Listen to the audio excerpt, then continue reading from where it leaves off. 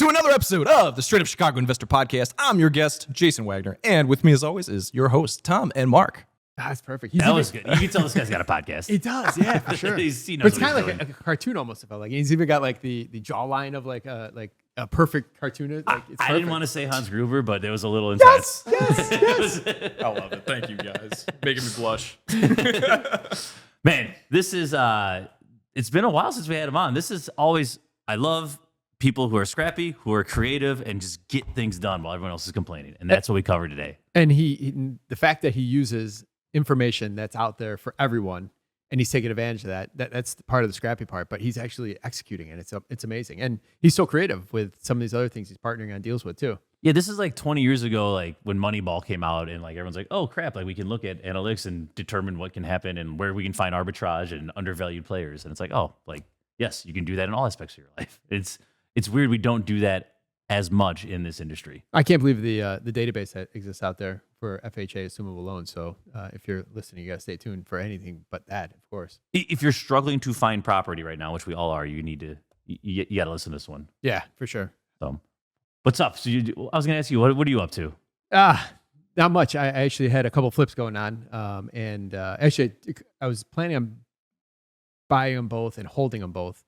But the second one, we actually, it was more of a project than we wanted to. And one of the partners that I have, he wasn't excited about it. So whenever you have a partner that's not excited about something, the deal always goes south in my experience. So it's like, you know what, let's just sell it. So we're taking that. We sold it already. We only made, I think we made 40 or 50 bucks, or 1,000, not doing really anything.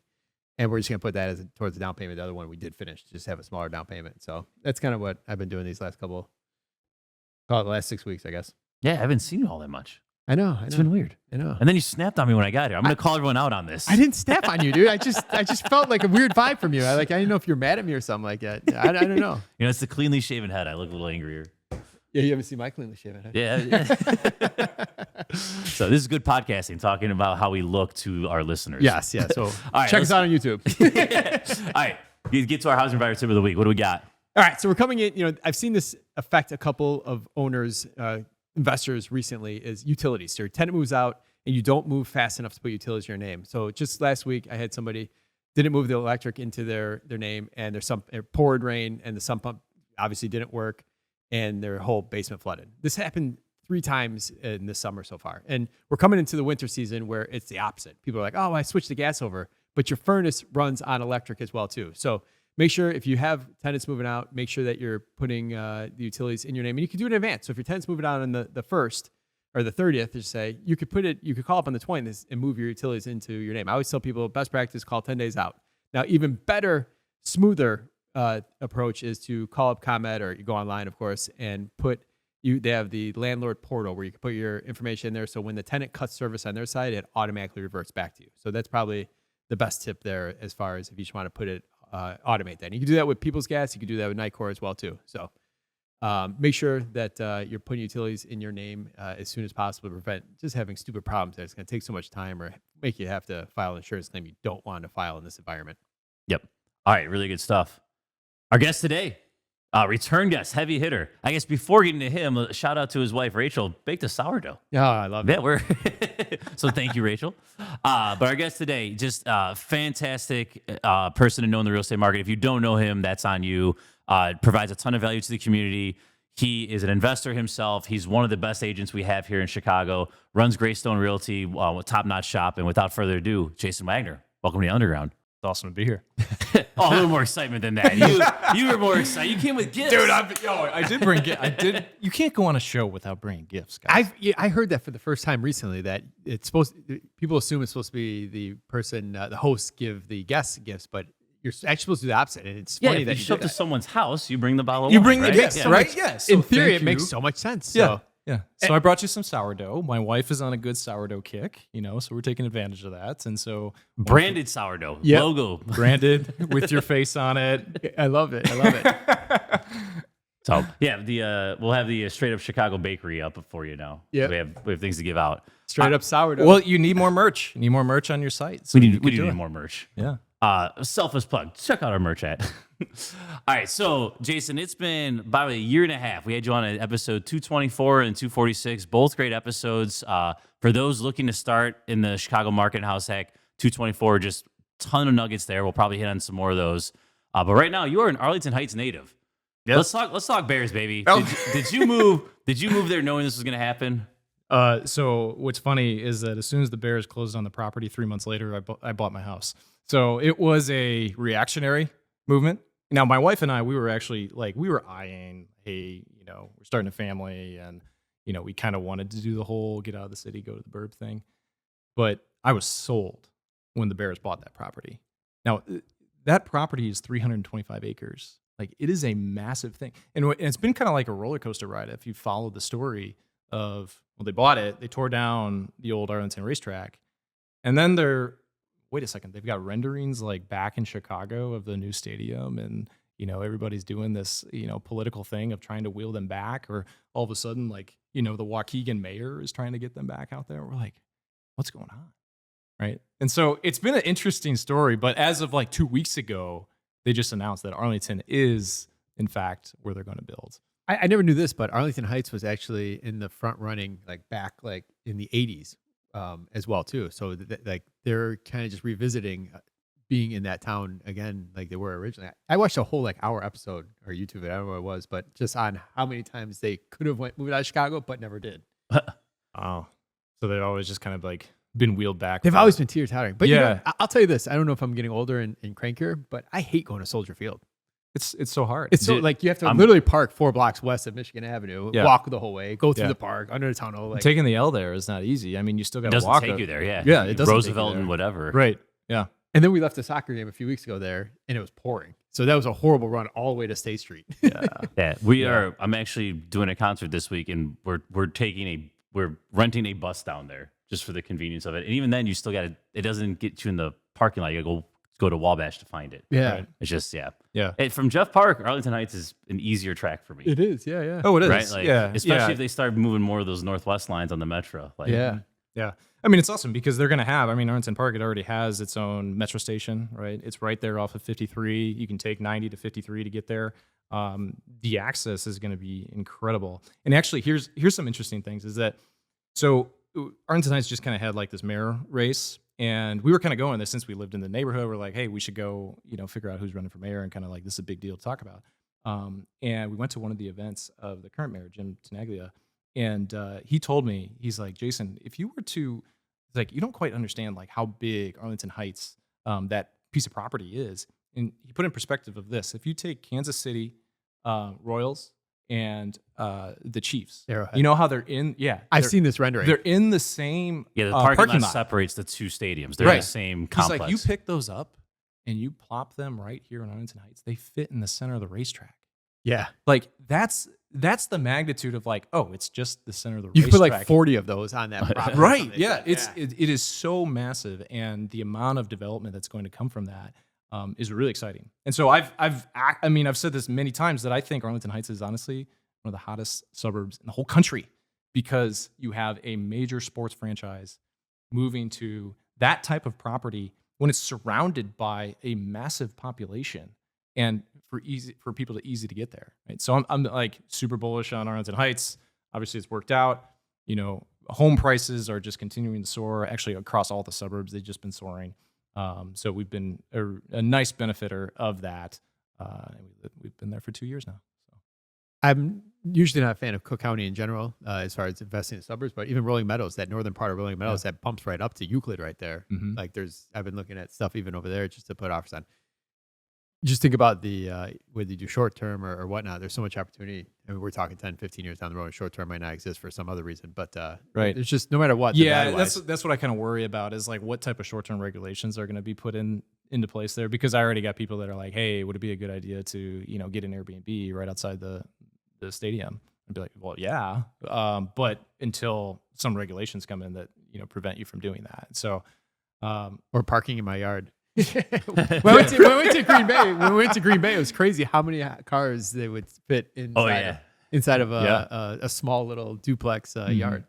Yep. All right, so you're still doing a ton in Chicago, though. Yeah. Right. Yeah. I go in. 3 to 4 times a week. Yep. So all right, so you're still working with a lot of house hackers, buying 2 to 4 unit space. Mm-hmm.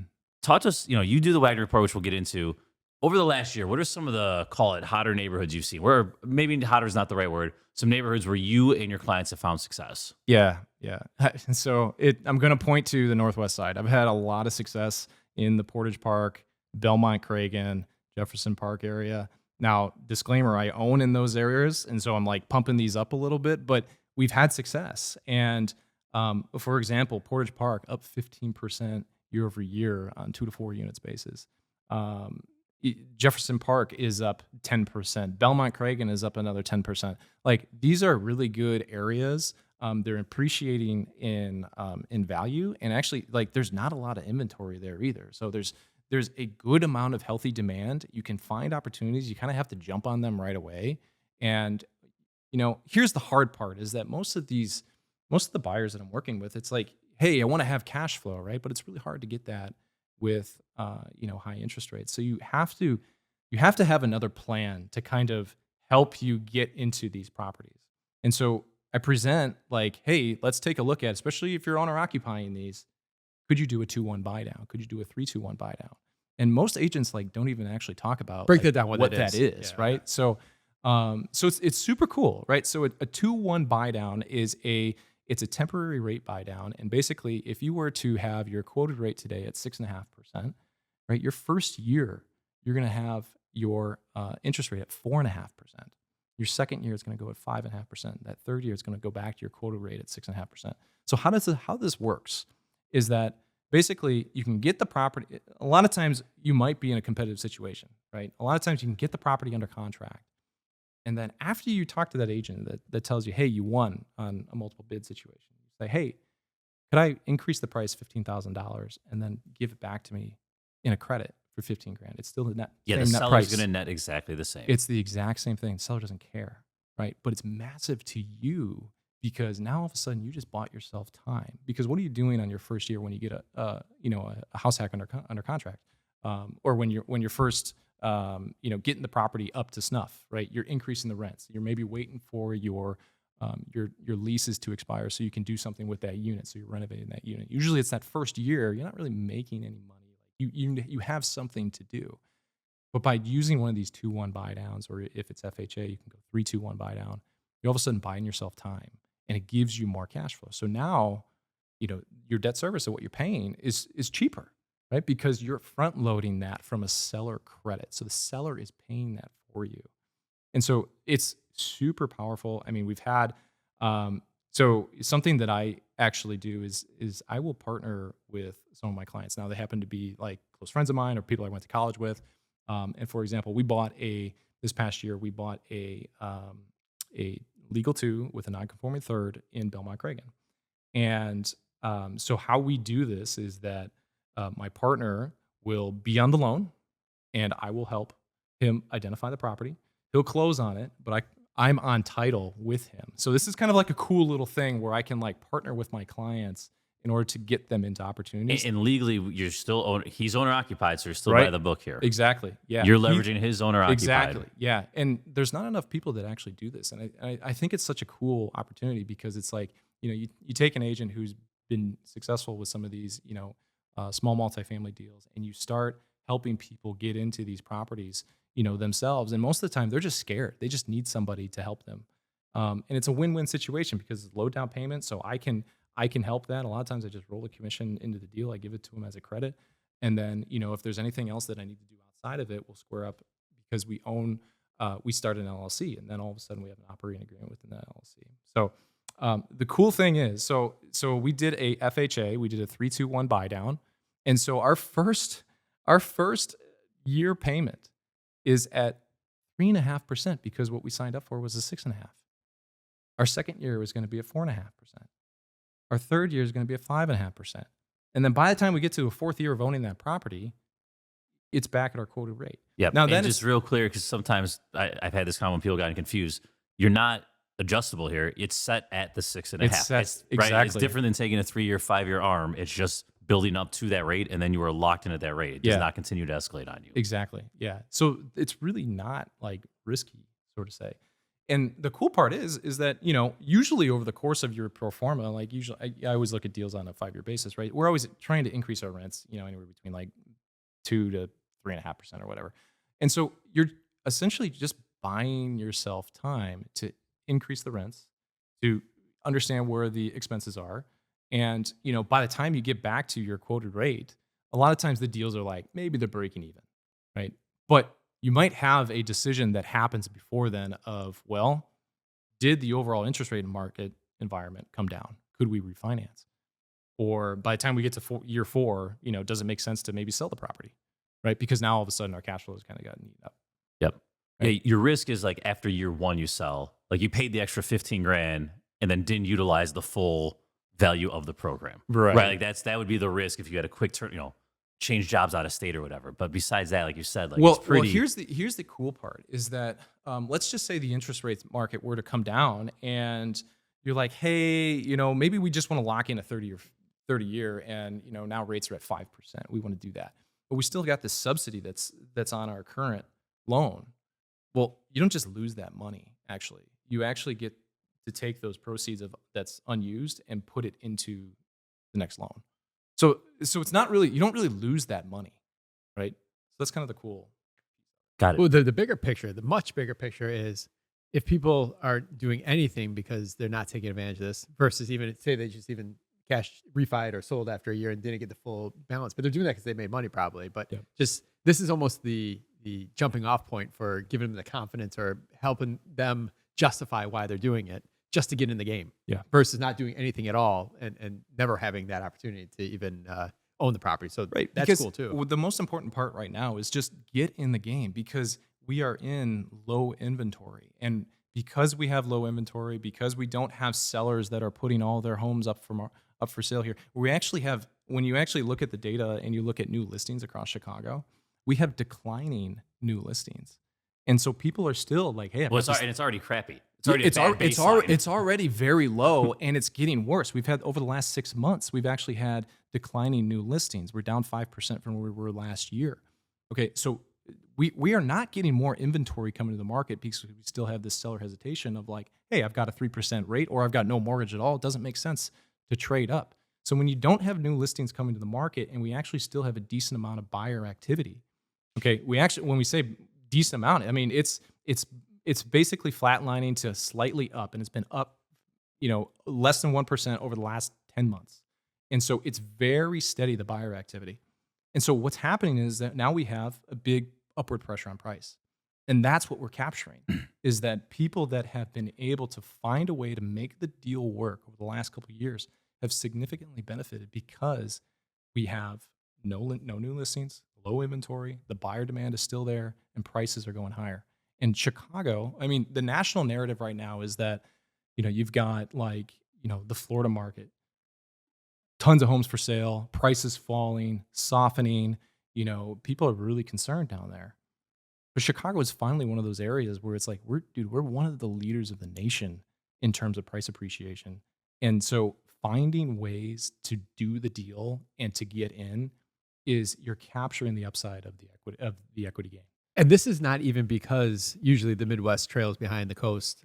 This is because we don't have the same problems they have in general. That's right. We don't have the insurance issues like we're having. We don't have the they had insurance issues, they had tax issues, they had overbuilding. I think Houston last year was 60,000 new permits. We had 10. Again, I think that's a huge thing as well too. But that's not going to change for us at all here in the Midwest. So the problems they have should not become our problems like it normally might be, like in 2008. Right. Just because we don't even have the same exposure to the problems here. And that's why I've been trying to tell a lot of people. Exactly. And you know what? They also just have like this hangover from COVID where it was, when COVID happened, Florida was such an attractive state, right? I had a lot of people that were like, Jason, we should go buy an Airbnb in Florida. And I'm like, dude, everybody is doing that. Because it made a lot of sense. And now all of a sudden, I was just vacationing down there earlier this year.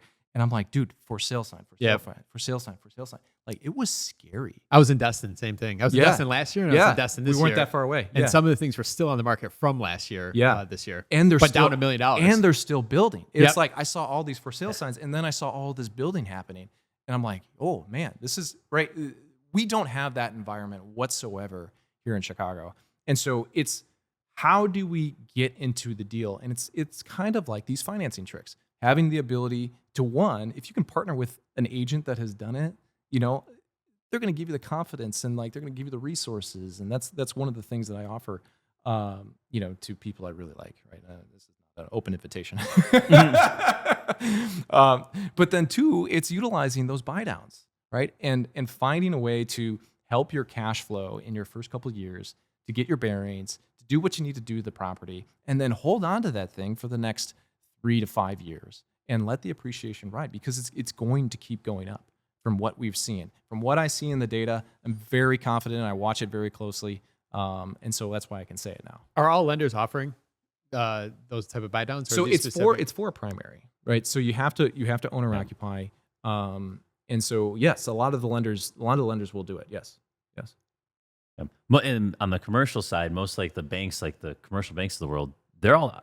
My last one, I got 24-month interest only.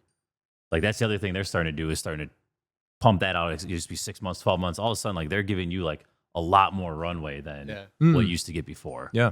All right. So like you kind of mentioned all this, but to summarize, to that person who comes to you and says, Jason, I need a 10% cash on cash return on the north side. I only want to put 5% down. Like what? Like what? How are you responding to that? You're not just saying this partner. Yeah, let's partner up. No, I'm saying like, hey, you're not. After you you're mutter not going to under get your that. breath, go.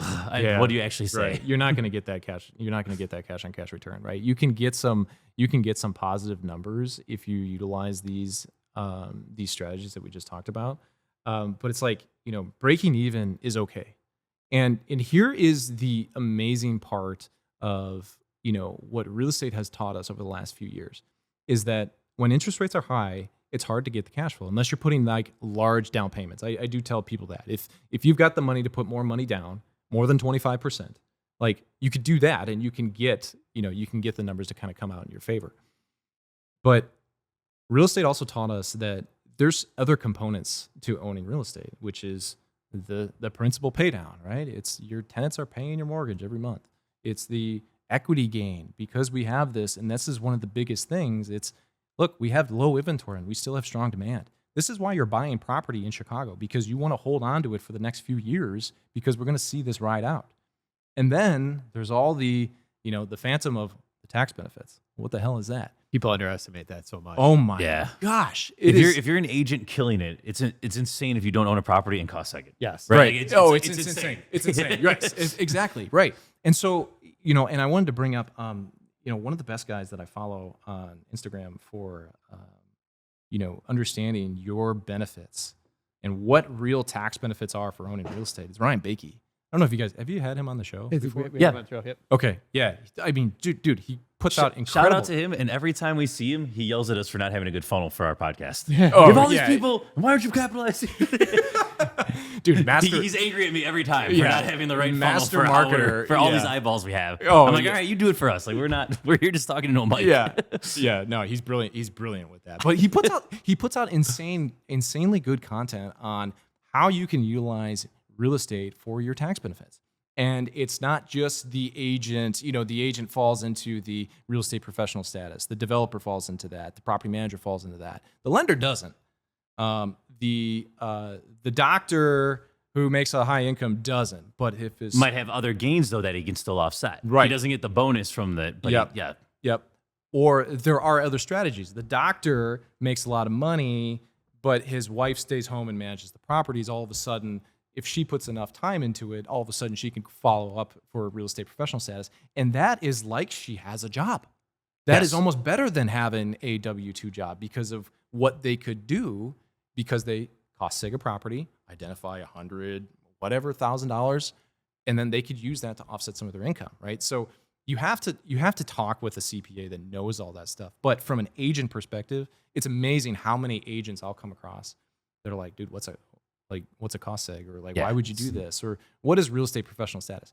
Okay, if you're earning commissions, this is the beautiful part. You've got earned income and then you've got passive income. But when you're real estate professional status, which is an agent, developer, or property manager, you don't have two different incomes. We've got one income. And now you can take that cost seg that you've just bought this one property. For example, we bought a property and the playbook is you buy the property, you do a cost seg the first year, you identify, maybe it might be $100,000 worth of write-offs that you can use 100% bonus depreciation now that Trump just brought that back, right? And you could utilize that. So say you made $100,000, identified $100,000 in write-offs, and now that helps you offset your tax liability as an agent and your commissions. Like, that is so incredibly powerful that not enough people really recognize. And the reason we don't recognize it is because we were always flooded with, well, let's just go after cash on cash return. Well, now we don't have cash on cash return. Now we got to figure out, wait a second, what are these other components of real estate? Why do people buy it? Tax benefits, baby. That's what that's what that means. Yep. And I want to go back to the equity too, because let's take like a $500,000 home that an owner occupied only has to put 5% down, right? So they're in the game for $25,000. And yes, you're high leverage. It's going to eat up your cash flow. There's risk. Like if you move next year, you might be upside down. Like there's all those things, but like you're in it for $25,000.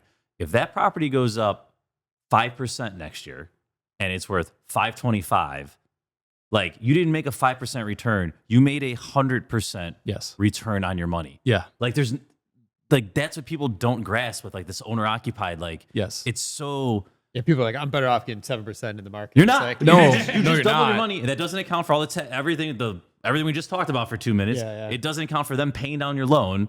Like it's insane. Like it's 100% return. All you need is if you have 5% down, you literally just need that 5% return next year, and you are at 100% in that example. If a $500K house is now worth $525,000, and you only had $25,000 to enter, your $25,000 like just doubled. Like it's mind blowing. There's no other way to do it. There's no other way for someone who only has $25,000, or you should probably have like more than that if you're buying this, but for someone with minimum money to double their money and own this asset that will continue to do this perpetually. Like it's mind blowing to me. It's like, it's a safe way to use leverage. And because you could do that in the stock market. I don't know anybody that does it, but I know that it's a thing, right? You could take your money and then leverage it, but that's just like, it's insanely risky, right? It's totally different risk when you talk about it from using leverage in the market versus using leverage in real estate, because that's how the whole system is set up. Yeah, for you to use leverage. I talked to a guy about 2 months ago, similar conversation. I think he had 20 or 25 grand. What should I do with it? It's like, all right. So I went through the whole spiel about this and down payment and so forth and returns. And he calls me up like 2 weeks later. He's like, man, I don't know if I did the right thing, but I just put it in Bitcoin. I'm like, oh man, he's like, that's cool, but you just went the complete opposite way of like, you're so worried about risk and all that stuff. I'm like, you went the complete opposite way, man. I love that guy's style. Yeah. Like, but he spent so much time just to go put it in like hilarious. one of the most riskiest, like, I like that. Like he went and talked to a bunch of people and did all his due diligence, and then just did then it. Bitcoin, baby. Yeah. Screw it. Well, I heard That was a it's waste going of time. I got phone. I sent him a text. I'm like, dude, just leave me a review at least. Like, I sent him a Google link there. Leave me a review. I'm like, man, like, wasting my time. Oh, that's totally, great. Yeah. All right. So you've also had some success assuming loans. Yeah. Right. Yeah. That's when you on actually, the sell side, we've this is a really cool sell thing. side and on the buy side too, right? Like, Yeah, actually, we had one of our agents, Brian DeSimone. He just closed with a client an assumption, and it was a 2.75 that the client was able to pick up a property that had a 2.75% rate. And here's also the other part, is that now we finally have the secret ticket, which is we found a lender that can do a second lien on the property. Oh, that's insane. So let's take a step back and why this is important. We'll go through this. So basically, what is an assumption? Basically, you can buy a property today and you can take the financing that is currently on that property. So why people aren't selling? Well, I got this 3% rate. I don't want to give it up. Well, if it's an FHA or a VA loan, all those by law are assumable, and you can purchase that property and the financing attached to it.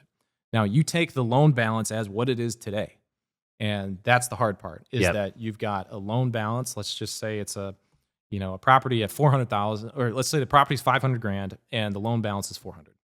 You have to come up with the $100,000 down payment in order to assume the property and buy that one. And that's where you get hung up with a lot of people, is that I may not have the cash to do that. And sometimes the loan balance is like, the spread is like $350,000, right? So it could be huge.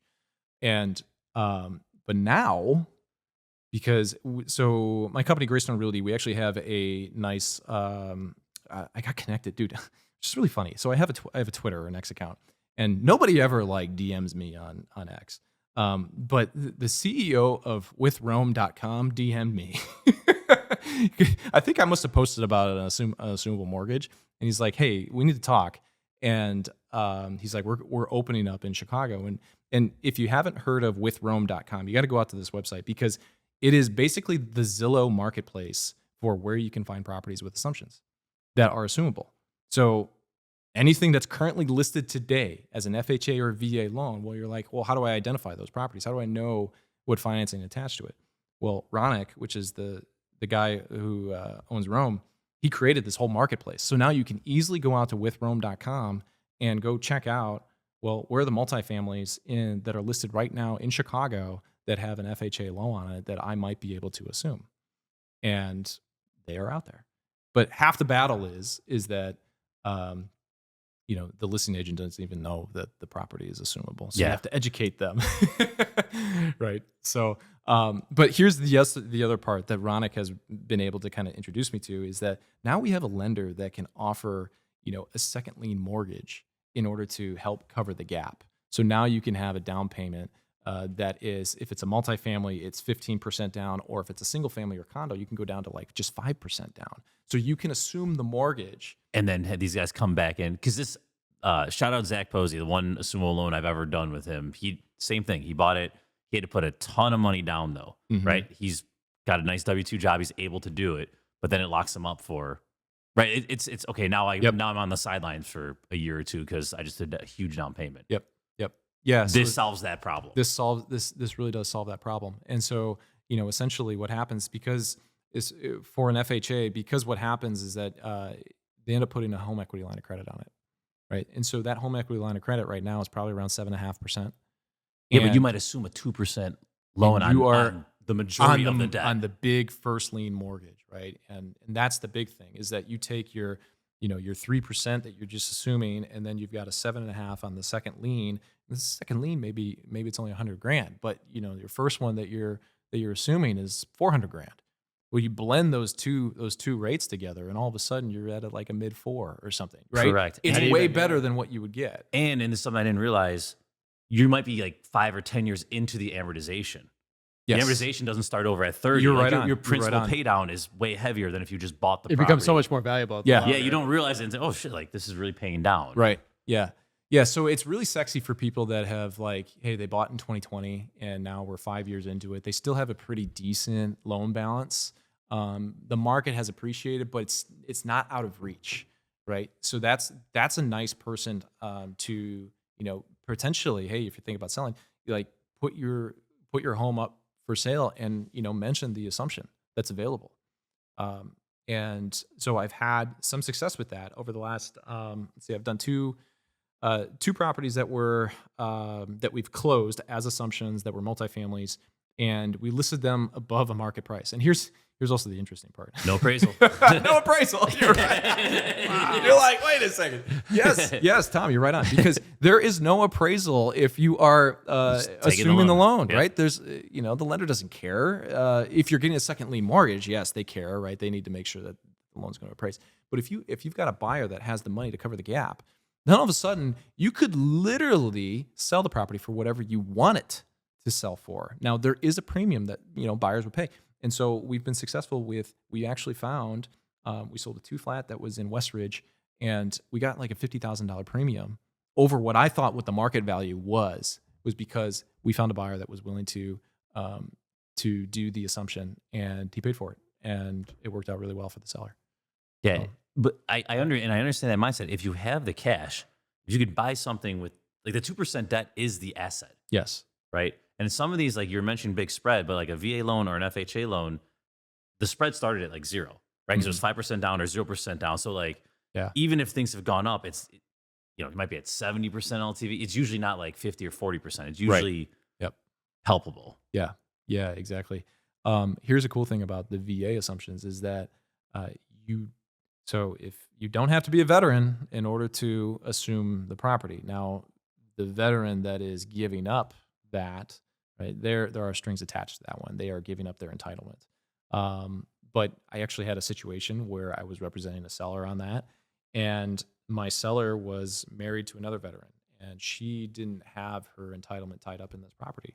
And so we did sell the property to a non-vet, and also the person that is assuming a VA you don't have to live in it. There's not a primary residency like requirement like there is for the FHA. So investors could go after the VA assumptions.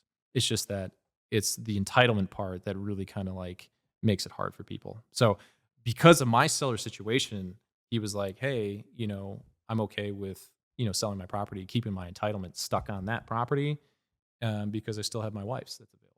We could utilize that. So a lot of times we get hung up on, the seller doesn't want to do that because, they served for those benefits, right? It's a huge thing. But I also like to tell people like money talks. So Yeah. Dude, this is all great stuff about just how to get deals done. Everyone's sitting here complaining and like scraping Zillow and like, no, this is getting creative and scrappy and just figuring out. So this is stuff that's on the MLS. That's the thing is that you don't have to do everything off market.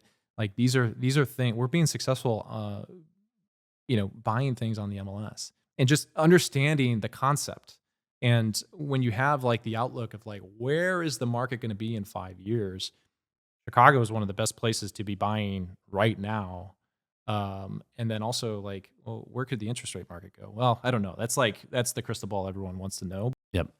We kind of just jumped into it. We didn't talk about Greystone all that much. Yeah. And our listeners can go back to 224, hear your origin story. We dive a lot more in depth. But for someone who hasn't heard about you, give us, just talk to us. How big is the team right now? Description, I believe all your agents have to be investors as well. Yeah, that's right. Just give us a little bit of background so they understand Yeah. Greystone Realty. Yeah. So essentially I was just, I started Greystone Realty because I was looking for people that were kind of like me. That was like, you got to be the agent that's out there playing the game at the highest level. And that means you have to be investing. And so that is the requirement in order to hang your license with us. You have to own property or have like the ambition of owning property. Because we really want to make that happen. We don't want to be in sales for 20 years and not have any anything to really show for it. It's amazing actually how many agents you'll come across that are like, yeah, I've been doing this for 20 years. Like the first thing out of most agents' mouth is how long they've been doing it. Yeah, not how well, just how long. It's hilarious. And I always just like, dude, I don't want to be, 20 years of my career and I'm still saying that, because it really should be, dude, 10 years in sales and buying one property every single year for 10 years, like you should be set. And that's the type of like career path that we want to set up for the agents here at Greystone, which is buying properties, helping people get into single family homes, condos, helping investors, but then also don't forget about yourself because you need to set yourself up. I'll tell you this, I became so much of a better agent when I didn't have to chase the next commission check. And I actually had cash flow coming in. Now I've got, I'm blessed and I've got $8,000 a month that comes in. It pays for my mortgage, pays for some of my extra stuff. And I'm like, dude, I can take so much time with a client that's like, yeah, I'm just dipping my toe in here. It might take a year for us to transact. Totally cool. Like we'll engage in that relationship for as long as you need. And it doesn't bother me. Right. And so, but a lot of agents can't do that. And, and I always just kind of go back to the fact is like, you got to build the passive income that's helping you. And if you weren't building the passive income, which is hard to get the passive income now, you got the equity gain that has just really taken off recently. And so, I always like to tell people, dude, buy one property per year for 10 years straight. I mean, Brandon Turner talked about this. Like, you're going to be just fine. So, and then it's the question of how do you do that? And so some of the strategies that we talked about, partnering with people, partnering with an agent. Yep. What are some of the mistakes you're seeing right now in the market? Meaning like whether from the buy side or the sell side where, these are things that you should be avoiding right now. Like, do you see people stretching into neighborhoods they shouldn't be going into? Not to like feed you, but like, you know what? No, I don't know. I feel very good about the overall market. I'd always say like the riskier areas are the areas that have like, you should understand what months of supply is because this is what drives the market. And majority of the neighborhoods right now, like we are under 2 months of we are like at 2 months or lower. And so you're going to have, like, it's going to be hard to find something, but you're going to have nice price gains that come with that. It's the neighborhoods that might have 4 or 5, maybe 6 months of supply where I would just be like, cautious there. Like I think of Englewood, which would be one of those where like there's a lot of inventory there.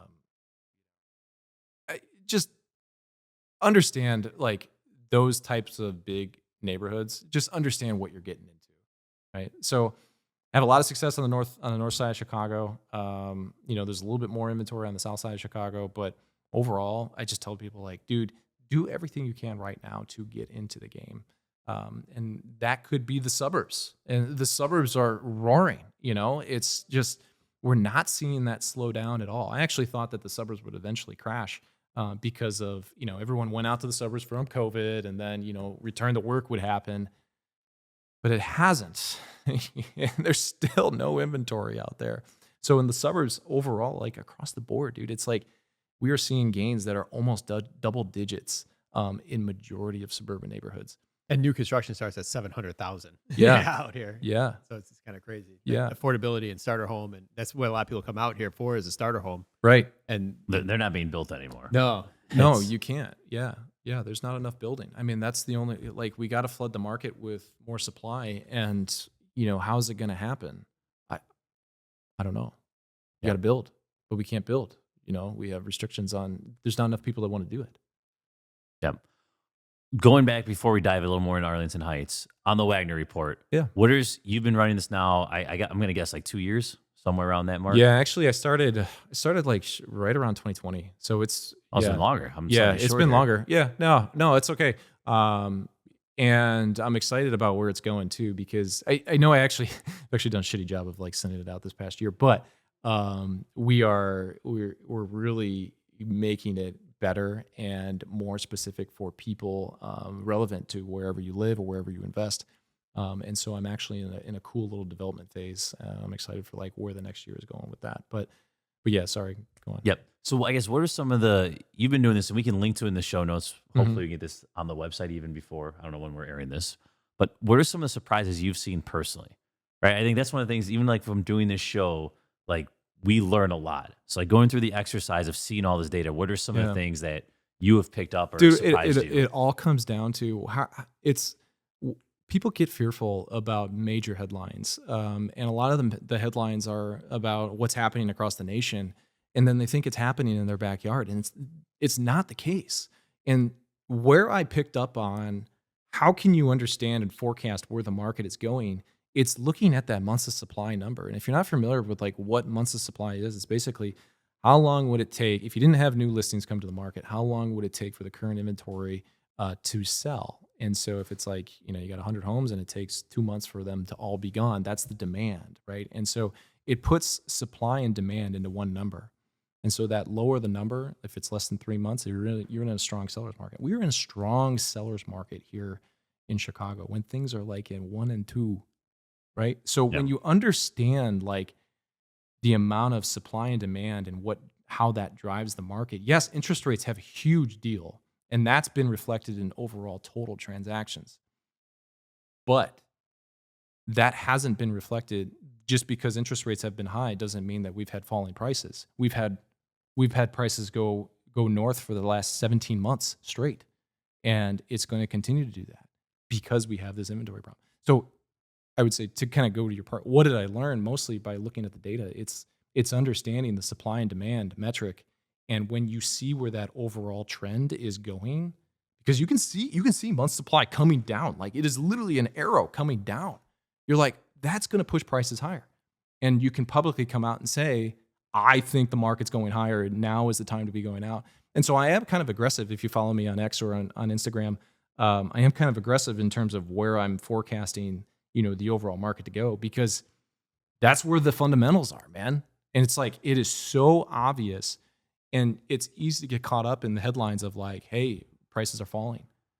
And unfortunately, that's not happening here in Chicago. And we've been a big benefiter. And that's why we're leading the nation. Yep. So. All right. So you're very bullish on Arlington Heights. We know that. For our investors out there, are there any investment opportunities? Or is that more just, hey, it's a great place to live, great single family home? Yeah. Yeah. Well, it's harder because, the average price of a home there is like $550. Yeah. It's to get the rents just aren't there. Your average rent's going to, for a single family house is going to be around $3,000. Guys, we're all not going to move up there with you now. Right. Yeah. There's not quite that, but it's again, it's understanding like the overall, like, wow, it's really exciting of what's going on there. If you haven't been to the downtown is one of the most beautiful downtowns I've seen. They've got a train station that goes right to it. The big thing about, what people are like, well, the Bears come in, they're going to completely, get rid of the downtown area. That's a whole nother train exit. It's a whole nother train exit. Yeah, exactly. And so, and after talking with, the current mayor there, and he's like, we don't want to just put housing on that, on the Bears development. Obviously the Bears own it, right? So they can put whatever they want on there, but he wants it to be more mixed use, and he wants to be, entertainment. And this is going to be a really big entertainment district. And so it's not necessarily going to be, downtown number 2 type thing. You're still going to have a lot of people that go to the regular downtown, and like they do a beautiful thing down there where it's like in the summer they block off all the streets and you can eat outside al fresco style. It's really, really cool, really fun. But yeah, in terms of, if you're going to buy property in Arlington Heights, great place to live, great schools, whatever. There's a lot of great schools. But I would say it's we don't quite have like the big rent surge. Maybe it'll come, to try and get your like 1% rule. It's just, it's not quite there. Yep. So cool. All right. I know you're very passionate about real estate. I know you're super passionate about 75 hard. Oh, let's give you the dial, man. Let's talk for someone who's never heard, what is 75 hard? Yeah. Yeah, well, it's one of the most life-changing programs that I ever did, and I've done it 3 times now. But basically, you just commit to 75 days of doing like these 5 tasks, which is work out 45 minutes inside, work out 45 minutes outside, read 10 pages of a book, drink a gallon of water, take a picture of yourself, and then no cheat meals or alcohol, and like kind of follow a diet. So you do all of that stuff for 75 days, and it just like, man, it gets your mind right. If you can actually do that, it is the hardest thing that you will probably do. And all of a sudden it sets you up for life on changing your habits. Again, I've done it 3 times. My wife has done it 3 times. Even if you were to, you do it and you do it right, you're going to want more. So he has like extensions on it. There's 3 more phases that you can do, like that involve the cold shower stuff, that involve, go talk to a stranger, that involves doing something kind for somebody. There's extra stuff to it. But I'll tell you, so my wife and I, we actually have our own podcast. It's called the Real Life Investing Podcast. And we interview our peers that have gone through the 75 Hard program. Dude, we got some of like the most amazing interviews and stories of people that have just changed their life, changed their marriage because they did 75 Hard. And, shout out to Andy Frisella. That guy is amazing for coming up with that program. That's, if you're ever interested in it, feel free to reach out. But, it's definitely one of the best things that you can ever do. Yep. So, have you ever done it? No. Come on. No. I understand how difficult it is, and you need to be truly committed to something to do it. To do something that difficult, you need to be truly committed. I'm not. I'm not. Yeah. You can't just walk and be like, yeah, I'll be able to do this. No, like you need to want to do that. Yeah. Right? Like it's a true commitment. Yeah. Mark, you kind of dabbled in it, or no? No, I've never done it. I do 365 hard. Yeah, baby. Yeah, baby. I just live my life this way. My wife says I'm a robot, so I'm already living part of that lifestyle. So you are becoming less robotic, though. I saw you drinking coffee for the first time since I met you. Yeah, but that's only because you forgot your caffeine pills. No, it's supposed to be a healthier insert into my afternoon and the coffee bean and all that stuff. So it's all out of some sort of health hack type stuff. So, all right, I would ask you about the outlook on Chicago, but we've already covered that. Yep. We've already covered your podcast. Those are my 2 last questions. So let me go back. What would you tell 20-year-old Jason Wagner, knowing everything you know now? What would you have done differently? What are some advice you give? Oh, that's good stuff. Because there is a 20-year-old Jason Wagner listening right now. Yeah, totally. And actually, this past week I was thinking about that person too, because boy, if I was coming out of college right now, the very first thing I would do, I would get a W-2 job, and then as soon as I got that offer letter, I would go to a lender, get pre-approved to go buy a multifamily house hack. And when I first got into real estate, I spent 3 years like learning how to flip houses and kind of do, I wanted to be the Tom Shellcross, which is like, big. You realize it's a terrible thing to do. Oh yeah, it was like, well, I didn't make it out of it. But I spent 3 years kind of really spinning my wheels. I mean, I learned a lot. I had some success, and then I had some really bad one. But it wasn't until the success started to compound when I got into the first house hack, which was basically beginning of 2020. And so I bought my first house hack in Portage Park. I was married at the time and had my first kid in that property. And, still own the property today. It's a great cash cow. It's really increased in value. And it's just like, from there, we bought another property. From there, we bought another property. From there, we bought another property. From there, we bought another property. And for basically 8 years in a row, we bought a home, and we still own those. And so now it's like, that's how you can accumulate the cash flow. That's how you can accumulate, the big equity growth that happens in a short period of time. And you could do it right here in Chicago. And so I would just say, like, for that 20-year-old, go buy the house hack. Like, don't rent with your friends in Wrigleyville for, the year, 5 years, whatever it is. I mean, that's fun, but like, you are really going to set yourself up. If you go find the house hack, go do that, live there for 1 year. You can go buy another one, low down payment strategy. You can go FHA the first one. You can go conventional the second time. You could then go get married, do it again with your spouse, Yes. and all of a sudden you got 3 buildings in like, 3 or 4 years? It is unbelievable what you can accomplish in 5 years just in this city. And it starts with a house hack. So. Yep. No, great advice. Mark, anything else to add? Nope, that's it. All right, let's do it. Let's wrap it here. All right. What's your competitive advantage? How have you been able to do this while others wish they could? Oh, the report, man. That is my secret weapon. It is. Every single agent has access to this data. They just don't use it. And so the Wagner Report is definitely my secret weapon. So it helps a lot of people. I send it out. The data is there. You can make very convicted decisions when you have the data in front of you. So. Yep. All right. What is one piece of advice you would tell someone that is yet to buy their first property here in Chicago? Yeah, that 20-year-old, man. Go Just go do get it. the house hack. We just did it. Go get the house hack. You got to just do it, man. Yep. What do you do for fun? I do a lot with I just had my third child. I finally got a boy in the family, which is There you amazing. go. Hey.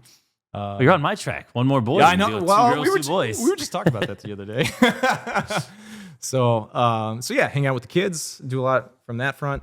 We like to make our lives like a little bit more difficult every year, which is you're either moving or this year we're actually gonna start homeschooling our oldest daughter. So that's a whole new like avenue family thing that we're getting on board with, and so I am going to like take my daughter one time a week and teach her stuff. Like, how cool is that? Yeah. And it's because of real estate. Real estate kind of set up that situation for us. And so, I can teach her. Like this morning, she actually went to her co-op and, she brought the lockbox and she like showed her class. Hey, this is how to open a lockbox. And she's 6 years old. And like, imagine what you could teach your child, by doing that stuff. And so anyways, so that's the fun stuff that we're about to get into. Nice. So.